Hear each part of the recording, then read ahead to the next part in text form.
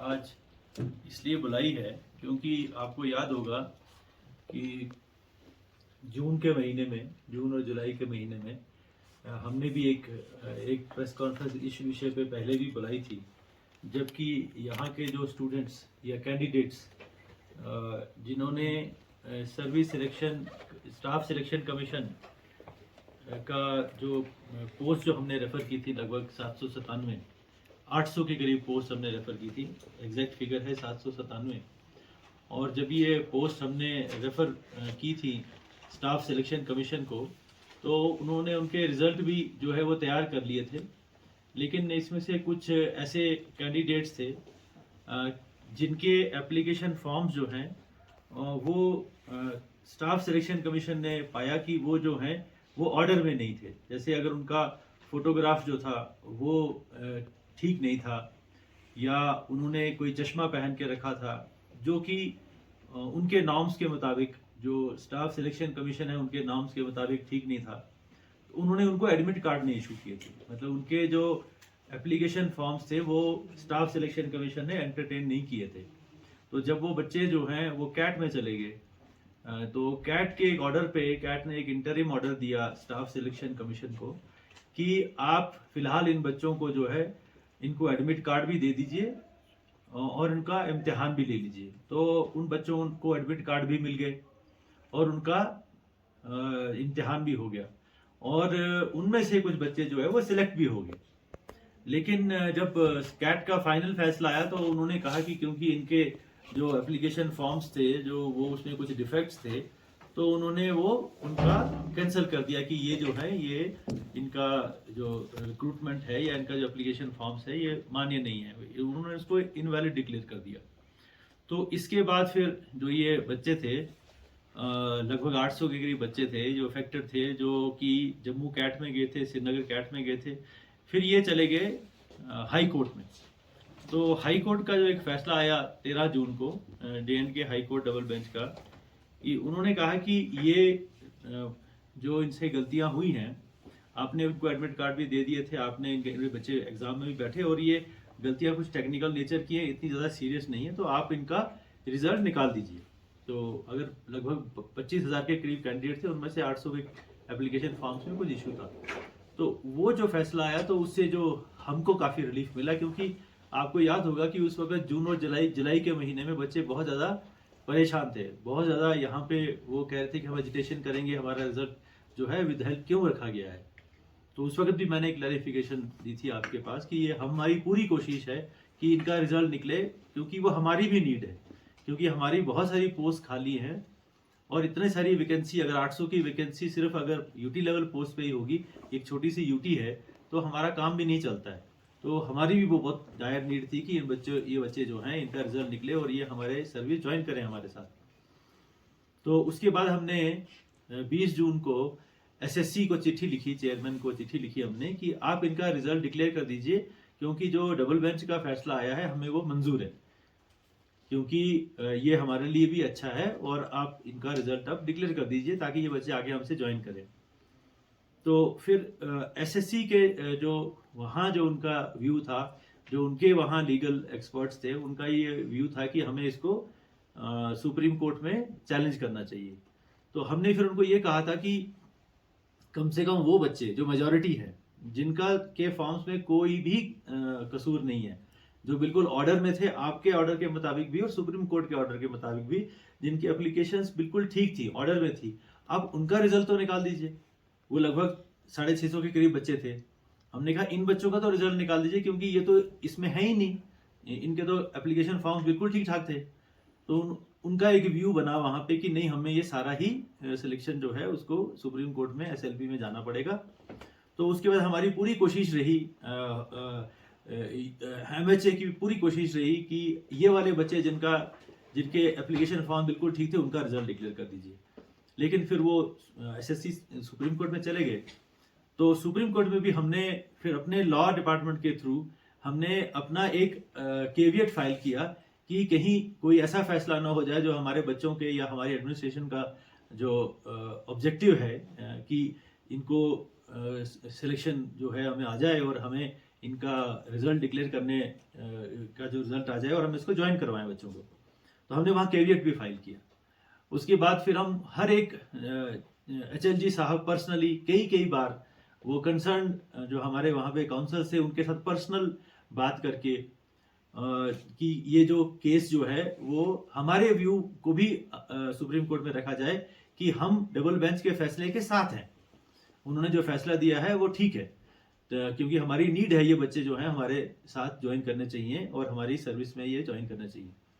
तो ये मैं आपको सब विदित ही होगा, कल ही ये फैसला जो है सुप्रीम कोर्ट का आया।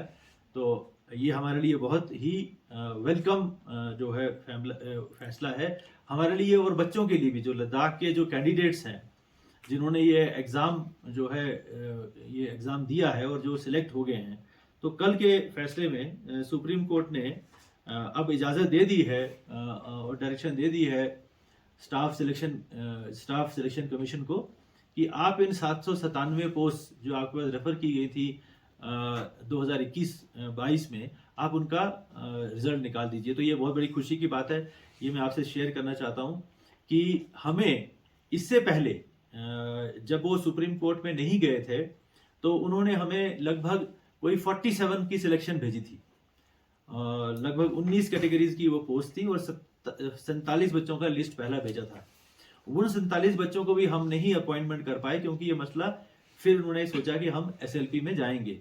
तो हमने कहा, फिर हमने लॉ की ओपिनियन ली, तो लॉ ने कहा कि it is better to wait for the final judgement of the Supreme Court, इससे पहले कि हम इन बच्चों का भी जो है अपॉइंटमेंट निकालें, क्योंकि ये भी 19,797 में थे। तो अब उन 47 बच्चों का भी और जो 750 बच्चे आएंगे उनका भी इशू जो है अब क्लियर हो चुका है और हम पूरी उम्मीद कर रहे हैं कि जल्द से जल्द जो है स्टाफ सिलेक्शन कमीशन जो है वो हमें इनके जो रिटर्न फॉर्म में, जिसको हम फॉर्मल कम्युनिकेशन कहते हैं, वो हमें भेज देगी और हम इन बच्चों को जो है सर्विस में ज्वाइन करवाएंगे। और इमीडिएटली तो हम जो 47 बच्चे जो पहले आ चुके हैं, 47 बच्चे, उनको हम इमीडिएटली ऑर्डर निकालना शुरू कर देंगे। और ये जो बाकी जो लिस्ट रेडी है वो लिस्ट, क्योंकि वो चंडीगढ़ का उनका एक ऑफिस है, एक उनका दिल्ली का ऑफिस है, तो चंडीगढ़ का ऑफिस जो है उनके जो हमें उस वक्त हम इंफॉर्मेशन लेते थे वो कह रहे थे कि ये सब रिजल्ट जो हैं वो एकदम रेडी हैं और जैसे ही उन्हें हुक्म होगा वो रिजल्ट हमें आ जाएंगे। अब तो सुप्रीम कोर्ट का फैसला आ गया है, तो बहुत जल्द जो है ये लद्दाख के जो कैंडिडेट्स हैं उनका जो ये बहुत बड़ी देर से इशू चल रहा था वो अब सॉल्व हो गया। मैंने इसलिए आपको यहाँ बुलाया। इसके अलावा क्योंकि एम्प्लॉयमेंट रेगुलर देना गवर्नमेंट की सबसे बड़ी प्रायोरिटी है लद्दाख में, क्योंकि जब से यूटी बनी है तो जितने भी नौजवान हैं हमारे, क्योंकि पहले एक स्टेट का हम हिस्सा थे तो वो वहाँ पे क्योंकि एक बहुत पुरानी एस्टेब्लिश स्टेट है वो और स्टेट है, और नेचुरली वहाँ तो हर साल कुछ ना कुछ एडवर्टीजमेंट चलते ही रहते थे, जिसमें कि हमारे बच्चे भी उसमें यूटी का, क्योंकि हमारे 2 जिले भी उसी का पार्ट थे, वो चलता रहता था। तो पिछले कुछ सालों से क्योंकि जब हम यूटी बन गए थे तो हमें अपना इंडिपेंडेंट ये जो है सिलेक्शन करना था, और उसमें देर इसलिए होती है क्योंकि पहले जब आप पुराने सिस्टम में थे तो उनके रिक्रूटमेंट रूल चलते थे, फिर हमें अपने नॉन गजेटेड रिक्रूटमेंट रूल बनाने पड़े।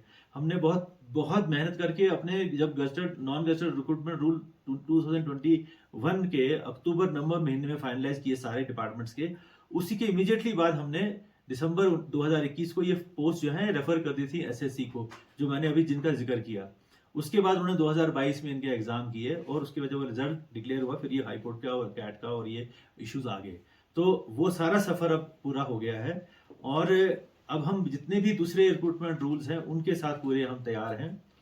और ये इस 797 के बाद हमने 205 और हमने उनको भेजी है वैकेंसीज। ये 797 तो 2021 में चली गई थी, फिर हमने इनको अब और जो है 205 भेजी, जिनके उन्होंने एग्जाम भी 2023 में कर दिए हैं, और उनका भी हमें पता लगा कि ये 205 बच्चों का भी रिजल्ट उन्होंने 1-2 दिन पहले ऑनलाइन जो वो करते हैं, उन्होंने का जो सिलेक्ट लिस्ट जो है ऑनलाइन वो डिक्लेयर कर दी है। तो लगभग ये कोई 1000 बच्चा जो यहाँ का है वो यूटी लेवल की पोस्ट में वो जो है अब वो यहाँ आने वाला है और उनको एम्प्लॉयमेंट मिलने वाली है। इसके अलावा जब हमारे रिक्रूटमेंट रूल नॉन गजेटेड के पूरे हो गए हैं तो हमारे यहाँ पे नॉन गजेटेड में 2 किस्म की पोस्ट होती हैं। एक वो पोस्ट जो यूटी लेवल की होती हैं यानी कि वो पोस्ट जो अब इंटर डिस्ट्रिक्ट ट्रांसफर जिनकी हो सकती है, जिनका काडर जो है वो यूटी लेवल में मेंटेन होता है। और दूसरी पोस्ट होती है जो जिलों की पोस्ट होती हैं, वो जिले से वो आदमी बाहर नहीं आ सकते हैं। तो वो पोस्ट जो होती हैं वो हमारे यहाँ पे दो बोर्ड हैं, ये लेह का district subordinate service recruitment board और करगिल का district subordinate service recruitment board. तो इन लोगों को भी हमने जो है इनको भी, क्योंकि हमने वो सारी पोस्ट का जो सारी पोस्ट आइडेंटिफाई की कि कौन कौन सी पोस्ट किस किस डिपार्टमेंट में डिस्ट्रिक्ट लेवल की है। तो लगभग लेह की 635 डिस्ट्रिक्ट लेवल की पोस्ट और करगिल की 595 के करीब, यानी कि 1250 के करीब जो डिस्ट्रिक्ट लेवल की पोस्ट है वो इन 1000 पोस्ट से अलग है। वो हमने जो है डीसी कारगिल को और डीसी लेह को भेजी है, जिनका उन्होंने सारा रिक्रूटमेंट भी हो गई, मतलब उनका सारा एग्जाम भी हो गए हैं, सब कुछ हो गया है।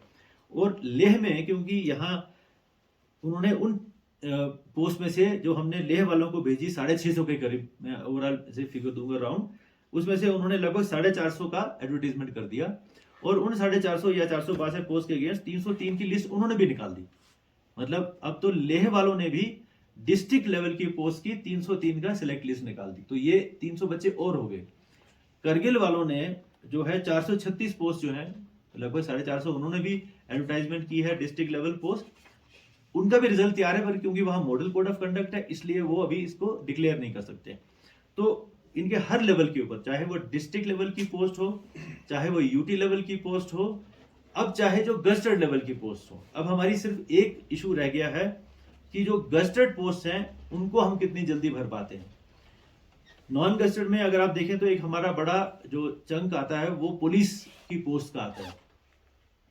तो पुलिस की जो पोस्ट हैं वो भी जो अभी जो हम इनको भेज रहे हैं, जो हमारी पुलिस की पोस्ट हैं वो लगभग कोई 300 के करीब, तो पहले हमने इनकी रिक्रूटमेंट कर दी थी 300 पोस्ट की। और उसके बाद आज की डेट में ये आपको मैं इन्फॉर्म कर रहा हूं कि हमारे पास 432 पोस्ट और आई हैं लेह और कारगिल के लिए, जो 2019 के पहले की पोस्ट थी। यानी कि 2018 में बॉर्डर बटालियंस बनने का एक स्कीम चली थी और वुमेन बटालियन बनने की स्कीम चली थी। उसमें लेह के और करगिल के का भी अपना कोटा था। तो उसमें 270 जो पोस्ट थी वो मेन की बॉर्डर बटालियन की पोस्ट थी, जिनको आप डिवाइड कर सकते हैं दोनों डिस्ट्रिक्ट के अंदर, और लगभग 162 पोस्ट जो थी वो वुमेन बटालियन की थी, करगिल और लेह की। और उस वक्त उनके ऊपर रिक्रूटमेंट शुरू हो चुकी थी, तब अभी ये रिऑर्गेनाइजेशन एक्ट नहीं आया था, ये उससे पहले की बात है। जब वो पोस्ट का एडवर्टीजमेंट हो गया, क्योंकि ये सारी पोस्ट जो है डिस्ट्रिक्ट लेवल की पोस्ट थी, तो सिर्फ डिस्ट्रिक्ट के बच्चे जो हैं वो इन पोस्ट के अगेंस्ट अप्लाई कर सकते थे। तो करगिल के बच्चों ने भी अप्लाई किया, करगिल के कैंडिडेट्स ने भी अप्लाई किया, बोथ मेल बटालियंस के लिए भी और फीमेल बटालियन के लिए भी। लेह वालों ने भी इसमें वुमेन बटालियन और मेन बटालियन के लिए कोटा था, तो उन्होंने अपना कर दिया। टोटल पोस्ट ये 270 मेन की है, 162 वुमेन बटालियन की है, 432 पोस्ट ये है।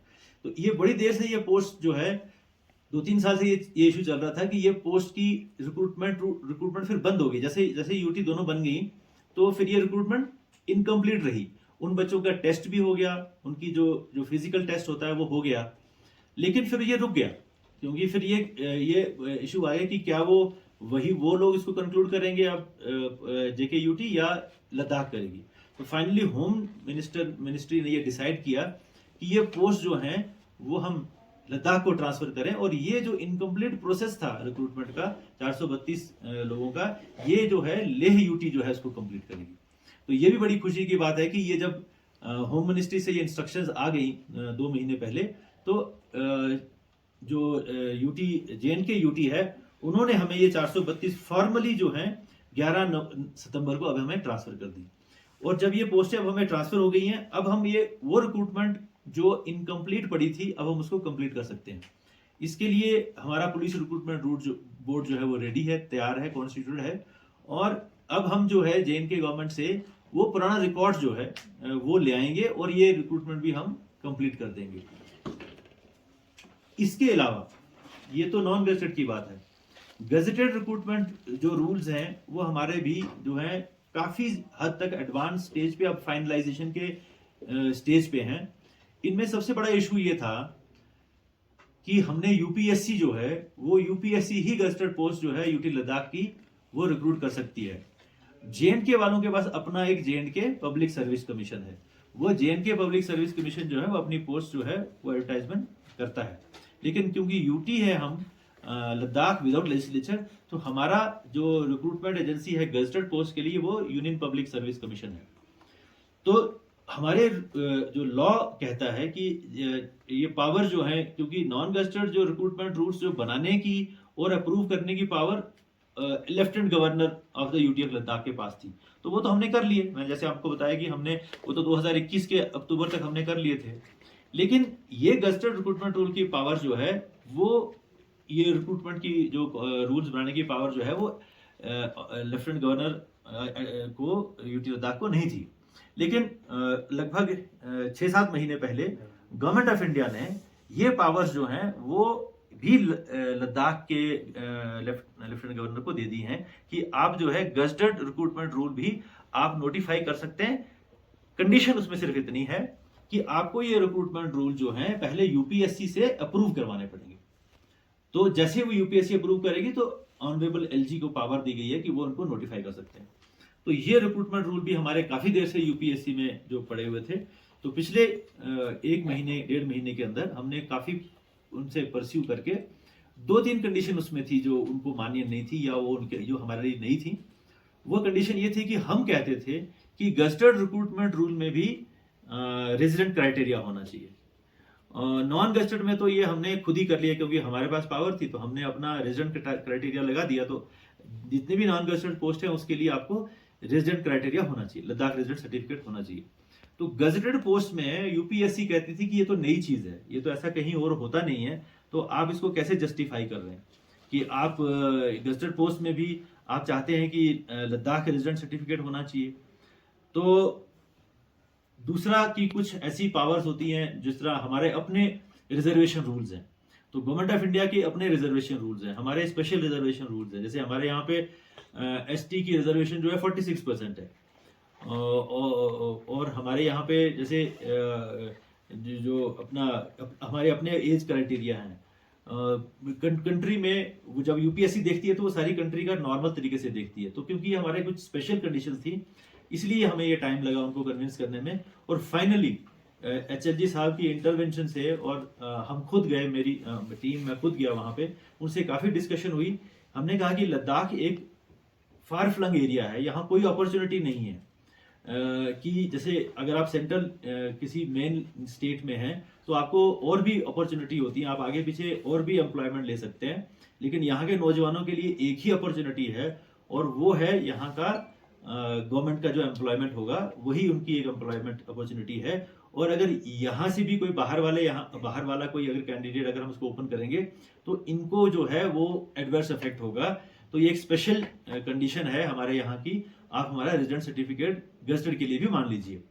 हाँ, ऐसी सिचुएशन में जबकि लोकल अवेलेबल नहीं है, जैसे कुछ स्पेशलाइज्ड जॉब हो सकते हैं, किसी साइंटिस्ट की पोस्ट है या किसी प्रोफेसर ऑफ मेडिसिन या साइकोलॉजी या मेडिकल कॉलेजेस में जो पोस्ट होती हैं, या हाईली टेक्निकल इंस्टीट्यूशंस होते हैं उनमें पोस्ट होती हैं जिनमें लोकल अवेलेबल ना हो, मतलब काफी अगर कोशिश करने के बाद भी कोई ना आ पाए, उस कंडीशन में हम जरूर एक सेपरेट नोटिफिकेशन से जो है बाहर के कैंडिडेट्स को भी बुलाएंगे, ताकि क्योंकि हमें अपने इंस्टीट्यूशन तो चलाने ही है। लेकिन जनरली हमारे पास डॉक्टर भी हैं, जनरली हमारे पास इंजीनियर भी हैं, जनरली हमारे पास जो है बच्चे ट्रेन अवेलेबल हैं। तो हमें गजटेड पोस्ट में भी इसको रिजर्वेशन चाहिए, मतलब हमारे ये पोस्ट जो है हमारे लोगों के लिए रिजर्व होनी चाहिए। तो फिर उन्होंने luckily, we are very thankful कि यूपीएससी हैज फाइनली एग्रीड, और हमारे रिक्रूटरों के अपॉर्चुनिटीज जो ब्लॉक्ड थी बहुत देर से, जो फील कर रहे थे बच्चे कि हमारा, पहले तो ये फील करते थे कि आप रेफर नहीं कर रहे हो। 2021 में चलो वो शिकायत खत्म होगी क्योंकि हमने बहुत सारी रेफर की। अब 2023 में तो हमने बहुत सारे डिस्ट्रिक्ट रिक्रूटमेंट बोर्ड को भी, फिर उनकी अब शिकायत ये थी कि जब हमने ध्यान भी दे दिया हमारा रिजल्ट नहीं डिक्लेयर कर रही है एसएससी, तो अब वो सारी मुश्किलें जो है वो खत्म हो चुकी हैं। और ये बच्चे जो हैं अब हम जल्दी से जल्दी, लगभग ये 1200 बच्चे जो हम डिस्ट्रिक्ट बोर्ड में भेज रहे हैं और ये 1000 बच्चा जो एसएससी से आ रहा है, ये लगभग कोई 2500 बच्चों को एम्प्लॉयमेंट जो है परमानेंट मिलेगी टेम्परेरी एम्प्लॉयमेंट जो है वो अलग चीज़ है, वो तो लगभग 1700-1800 और लोग हमने लगाए हुए हैं, जिनको हम कहते हैं आउटसोर्स बेसिस के ऊपर हमने लगाए हुए हैं या फिर सेंट्रल स्कीम्स के तहत लगाए हुए हैं। तो इतनी छोटी सी जो यूटी के अंदर इतनी ज़्यादा एम्प्लॉयमेंट अपॉर्चुनिटीज़ जो हैं वो अभी जनरेट हुई हैं, और ये एक हमारी प्रायोरिटी रही है, गवर्नमेंट ऑफ इंडिया की प्रायोरिटी रही है कि यूथ को नौकरी मिले और उनकी नौकरी प्रोटेक्ट हो। मतलब ये बात नहीं कि नौकरी ही मिले, मतलब वो नौकरी भी उन्हीं को ही मिले। मतलब नॉन गजटेड में लद्दाख के बच्चों को मिल सकती है, अब तो गजटेड में भी लद्दाख के बच्चों को मिलेगी। तो एक तो उनको मिले और दूसरी उनको प्रोटेक्टेड रहे उनकी नौकरी, ताकि वो ये फील ना करे, क्योंकि ये एक फार फ्लंग एरिया है, यहाँ ज्यादा अपॉर्चुनिटीज और दूसरी है नहीं, और यहाँ के लोग जो है यहाँ बेहतर सर्विस दे सकते हैं ग्राउंड के ऊपर, बिकॉज वो फेमिलियर हैं अपनी ग्राउंड से या अपने लोगों से। लैंग्वेज का इशू होता है, समझने का इशू होता है, कल्चर का इशू होता है। तो ये सब हमने जब कन्विंस किया यूपीएससी को कि ये इश्यूज हैं। आप बाहर देखिए, हमारे यहाँ पे तो दिक्कत यही है कि जो भी यहाँ पोस्ट होता है, चाहे वो जम्मू से पोस्ट हो, जेएनके से पोस्ट हो, चाहे वो दिल्ली से पोस्ट हो, इतना रिलक्टेंट रहता है यहाँ आने में कि हमें पूरी एड़ी चोटी का जोर लगाना पड़ता है कि वो आ जाए यहाँ पे। तो जब बाहर के लोग यहाँ इतना रिलक्टेंस दिखाते हैं आने में, तो फिर अपने बच्चों को क्यों ना ये उन्हीं के लिए हम क्यों ना प्रोटेक्ट करें। तो इसलिए ये एक ओवरऑल जो है बहुत अच्छा जॉब अभी ये मतलब उनके लिए हुआ है, और हम ये जो बचा हुआ काम है वो बहुत जल्द जो है वो पूरा कर लेंगे, ताकि यहाँ के बच्चों को जो है एम्प्लॉयमेंट जो है बहुत देर से जो वेट कर रहे हैं वो उनको मिल जाए।